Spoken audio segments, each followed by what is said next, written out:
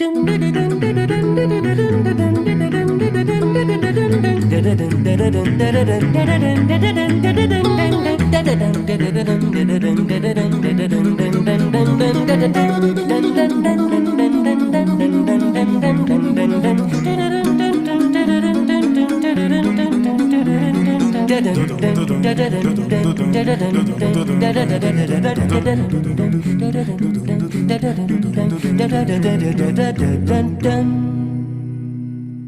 evening, ladies and gentlemen. We're so glad to welcome you as part of our program tonight.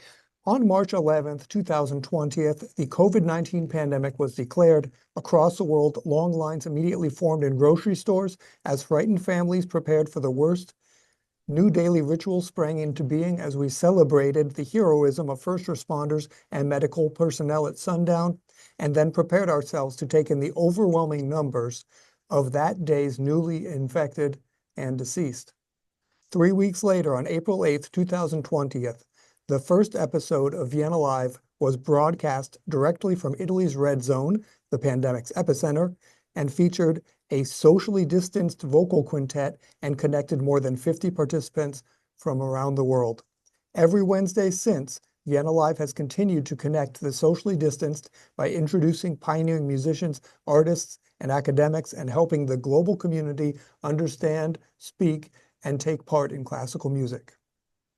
Today, April 9th, 2025, marks 5 years of Vienna Live and its 262nd episode. Thank you for your ongoing support. Please note that this webinar is being recorded and distributed live stream. By entering the virtual meeting room, you give your consent to be recorded and distributed by Vienna Live, Simimar, and other third parties. If you wish to not be recorded or live streamed, please go to the LinkedIn live video feed, the link to which I've just placed in the chat room. Tonight, our featured guest is jazz orchestra conductor and saxophonist Sean Imboden, whose latest album, Communal Heart, will be the subject of tonight's conversation.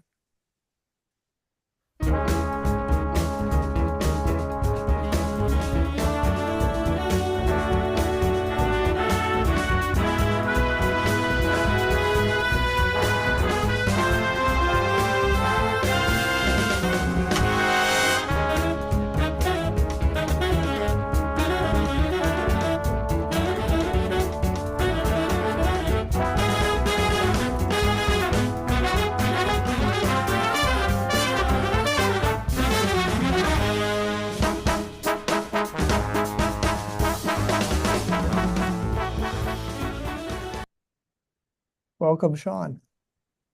Thank you. It's good to be here. Sean, so tell us a little bit about where you come from, how your musical tastes were formed, and why you decided to become a jazz musician.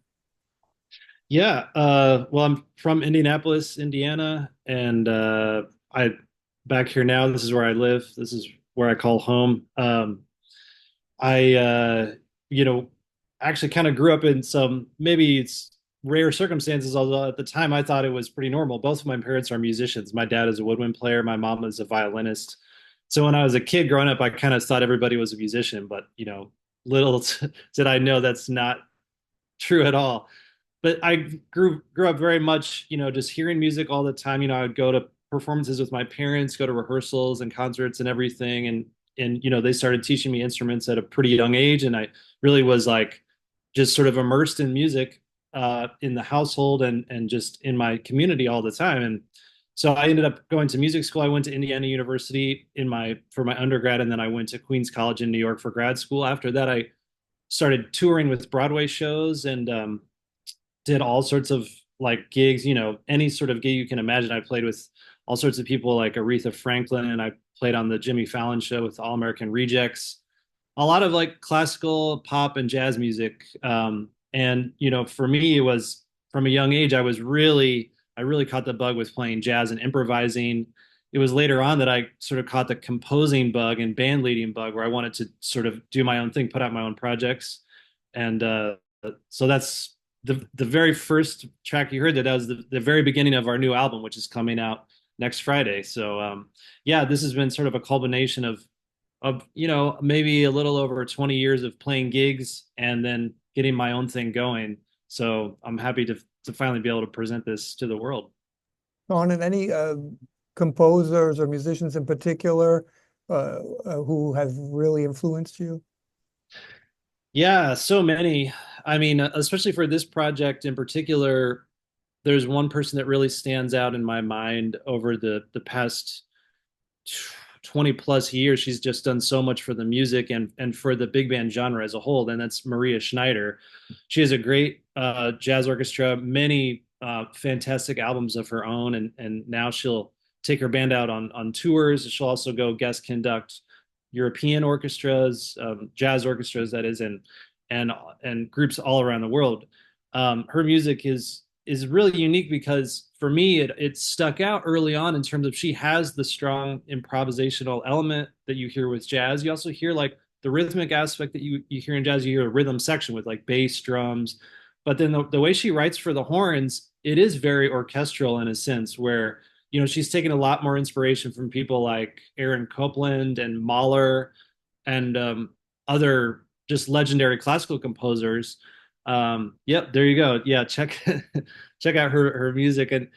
And so for me, I was like, wow, okay, so you can take elements of different genres, start to combine them together, and see what you come up with. You don't really have to follow a formulaic plan, or the quote unquote correct way to play any style of music. You can take things that you like and then sort of mix it together, and then hopefully it will come out as a unique final product that you can call your own. So she's definitely one that I really have taken a ton of inspiration from over the years. Other people would be like Dave Holland would be one great classic jazz bass player, and he had his own big band for a number of years too, and put out some albums. He's one. There's another current great composer and band leader, Darcy James Argue. Um, he has a lot of great music as well. And then even thinking back to like some more of the classic jazz guys, when I think of somebody like Miles Davis, if you just look at his discography, it's like, okay, he started with small groups, then it sort of evolved into really any sort of project that he wanted to do, things that would have like like a chamber orchestra with him, or it would have more like a rock band. And it was always kind of like, whatever he felt like doing, that was a project he was going to pursue. He never thought like, oh, I started as like a jazz quartet and that's what I have to do forever. And so that when I see and hear things like that, for me, it really gives me sort of permission in a sense where I don't have to just follow what would be considered to be expected of a jazz musician. But it's like, okay, I can write music for strings, and I've written for string quartets, and now I can write for a big band, but it doesn't have to be in the Duke Ellington or Count Basie style. I can try to branch out and just use those guys as inspiration, but then sort of maybe take the next step in terms of what's natural for me. Okay, let's listen to Dance of Inquiry.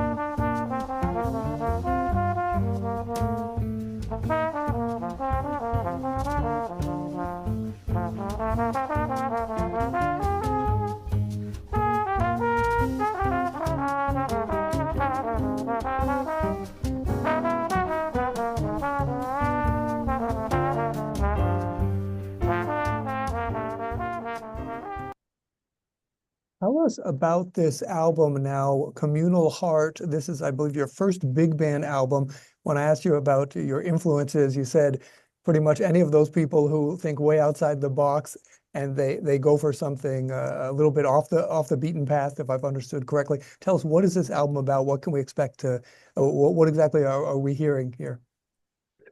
Yeah, that's true. I do like to think, outside the box as much as I can. And in that sense, for me, it sort of stems from just compositional ideas and then bringing them into the band and sort of also giving the band a lot of freedom and saying, okay, you guys are great at improvising, and I want to give you the space to do that and to do your thing on the instrument, but also I have sort of a sketch or a plan as far as where I want this particular piece to go. So the thing that I always try to do with each piece is really just try to get into the character of that piece as much as I can. So like the first track we heard, it was very, in your face. The rhythms are churning through, and it's just like really sort of a driving high energy piece. Versus the second one, it's more mellow. We hear like flute and flugelhorn playing a melody together. The drummer, we hear him using brushes as opposed to more abrasive sticks or more high energy sticks. So like just going for like a different vibe. So it's like more mellow, more sort of like flowing, almost as though you would in like a certain types of dance.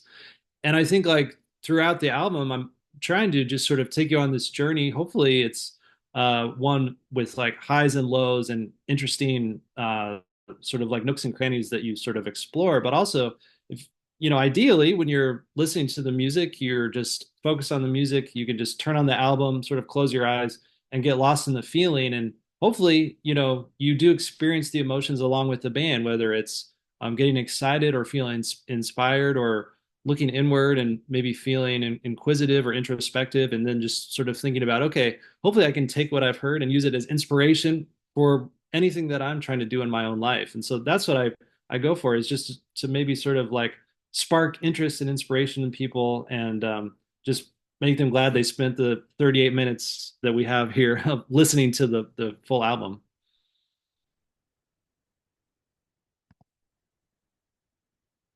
Let's listen to our third track. This is Certified Organic.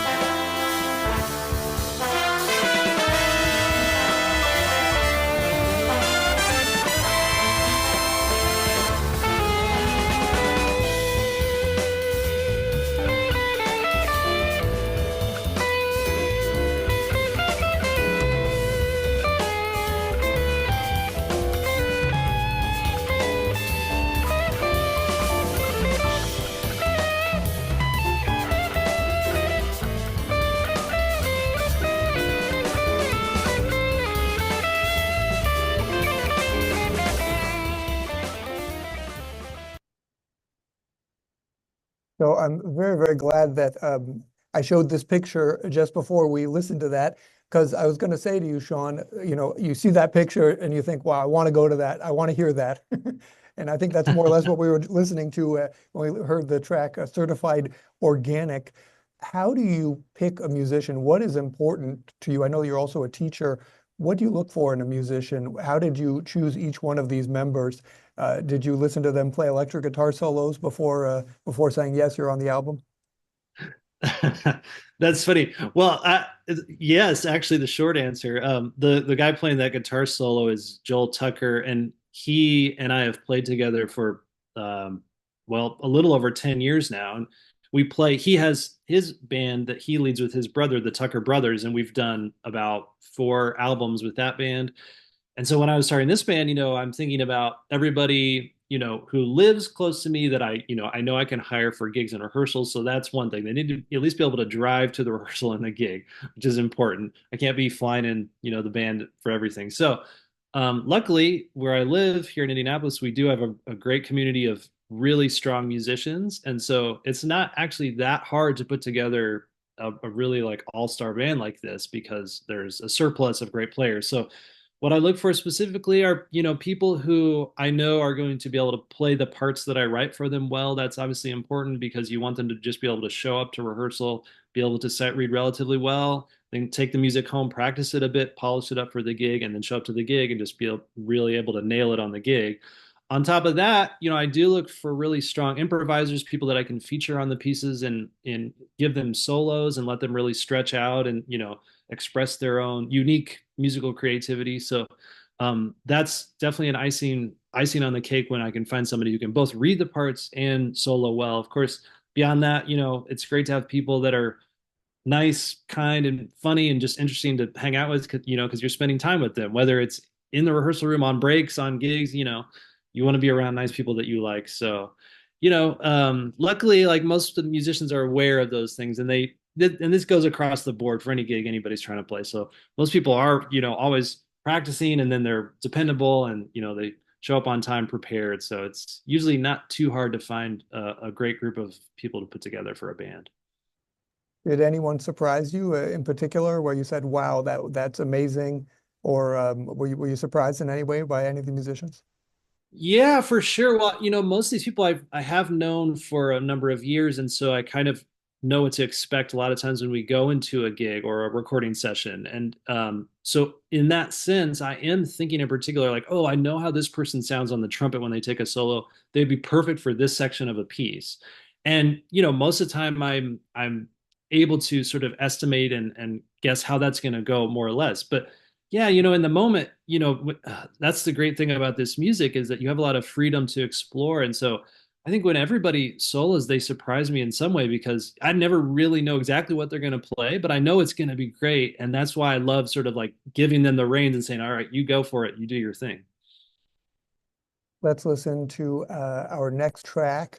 This is Someone to Watch Over Us.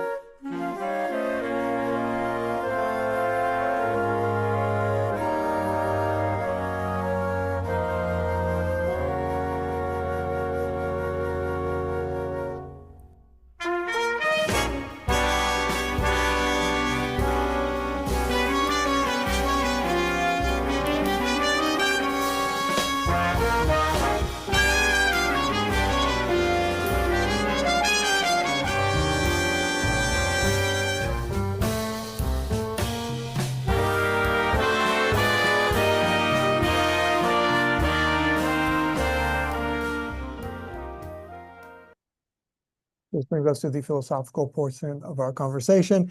And the title of the conversation is "The Commercial Cannot Be Creative."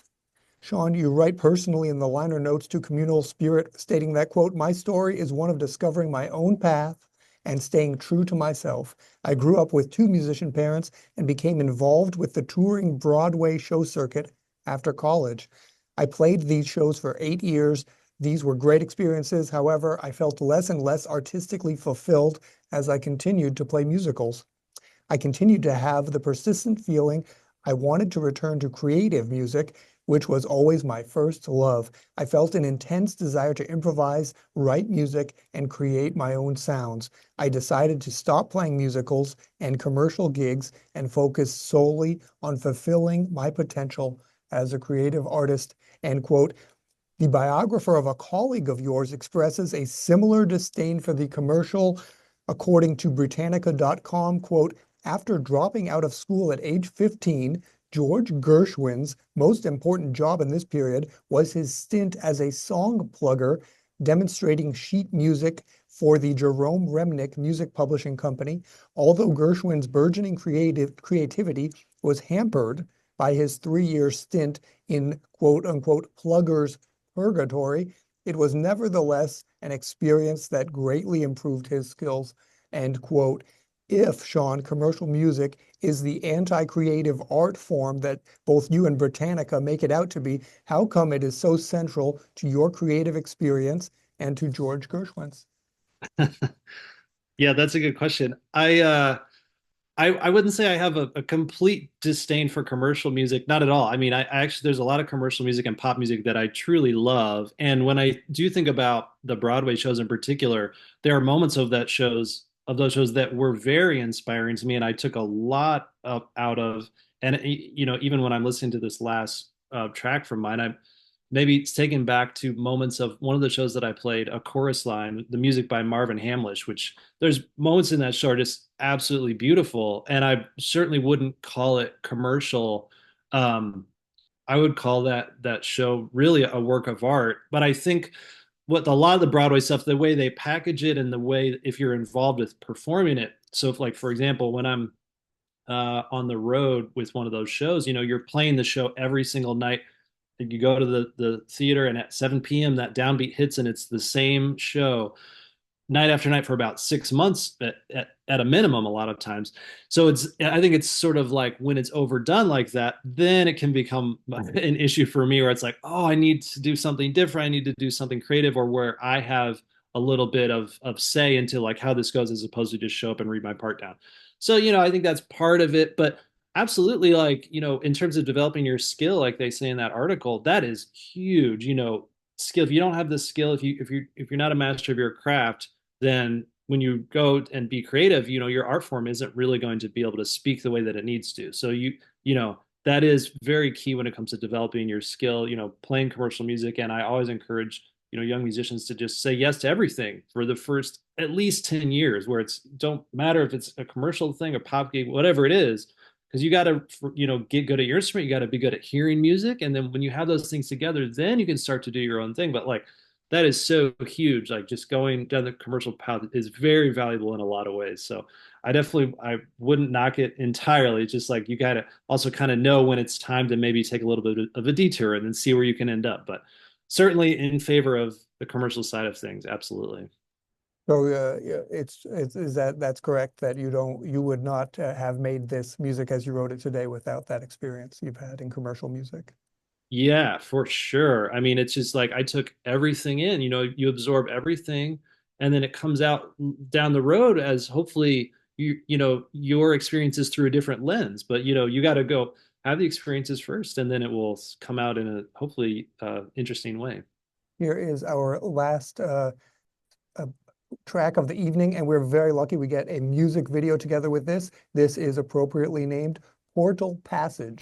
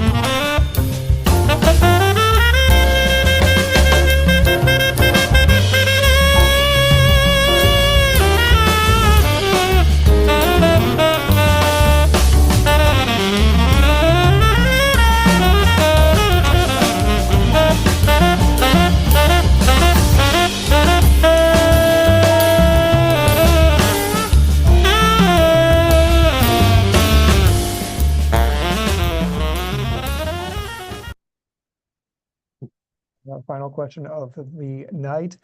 But before we ask that, would anyone like to jump in? Are there any questions or comments? Dr. Davis, you have one. Hi.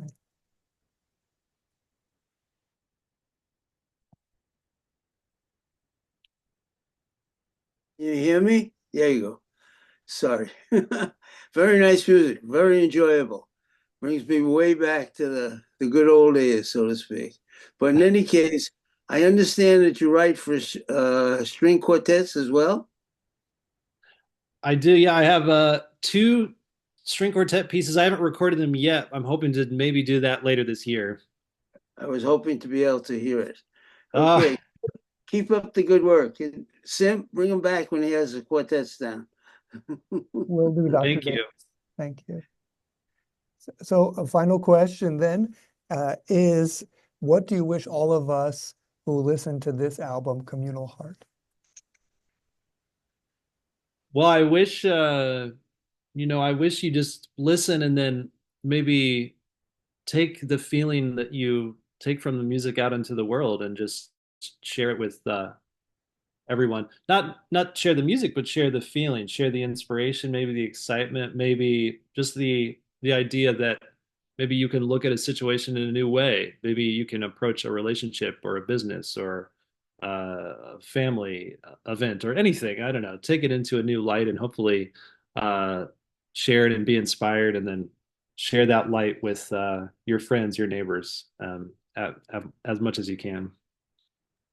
Let's see how we can stay in touch and buy the album. So it's easy enough. It's at seanimboden.com. And I'll put this also in the chat room so everybody has that. So Sean, here we can buy the album under store, is that right? That's right. Yep. You go to store and then the merchandise tab there. I have a bunch, we have t-shirts, mugs, all sorts of different merch. And the album, you can get it just the audio download if you'd like, or you can get a CD, or we have it on vinyl as well. Um, but the full album will be on streaming as well on April 18th when it officially comes out. So And people can reach out to you if they have any questions also through the website. yes, they can. On the about page, there's a contact form, but yeah, all the information for the album is there on the site as well. Perfect. So that's seanimboden.com. Thank you so very much to Sean Imboden. Thank you. Thanks for having me. And let's see just what's coming up on Vienna Live. So you can go to simeonmoro.com at any time and find out about upcoming shows. And while you're at it, you can sign up for the Friday greeting that I send out, where I give exclusive insights into upcoming shows and discuss that week's shows. All information about all upcoming shows is available at www.simeonmoro.com. Once again, thank you so very much to Sean Imboden. Thank you to Vienna Live sponsors, Victoria and Frederick Mulligan. Thank you to Abby Moser, Allison Hull, Agnieszka, and Benoit Rivolet, and Mary Schlesinger for their support of this show. Thanks to my cousin Mike, a marketer from Layer App. If you're an architect or an engineer, they have a really cool tool you should check out. Of course, most of all, over these past 5 years and continuing, thanks to our participants for making it all worthwhile. From Washington, D.C. and Indianapolis, Indiana, goodbye, and see you next Wednesday. Bye.